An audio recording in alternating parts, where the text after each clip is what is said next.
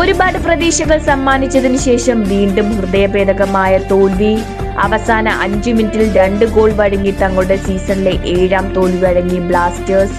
ഒന്നാം പകുതിയിൽ കളിയുടെ നിയന്ത്രണം പൂർണ്ണമായും മോഹൻ ബഗാന്റെ കയ്യിലായിരുന്നപ്പോൾ ടീം ആദ്യ പകുതിയിൽ മെക്ലാരന്റെ ഗോളിൽ ലീഡ് സ്വന്തമാക്കിയിരുന്നു. എന്നാൽ രണ്ടാം പകുതിയിൽ മികച്ച പ്രകടനം കൊമ്പന്മാർ കാഴ്ചവെച്ചപ്പോൾ 51ാം മിനിറ്റിൽ ജിമിനിസും 77ാം മിനിറ്റിൽ ട്രിൻസിറ്റും കൊമ്പന്മാർക്ക് വേണ്ടി ഗോൾ സ്കോർ ചെയ്തു. പ്രതിസന്ധികൾക്കിടയിൽ ആരാധകർക്ക് പ്രതീക്ഷയുടെ വെട്ടം സമ്മാനിച്ചു മത്സരം ബ്ലാസ്റ്റേഴ്സ് സ്വന്തമാക്കുമെന്ന് കരുതിയെടുത്തു നിന്നാണ് 86ാം മിനിറ്റിൽ കമ്മിൻസും അവസാന ഇഞ്ചുറി ടൈമിൽ റോഡ്രിഗസും മോഹൻ ബഗാന് വേണ്ടി സ്കോർ ചെയ്തത്. ഒടുവിൽ ബ്ലാസ്റ്റേഴ്സിന് മറ്റൊരു തോൽവി.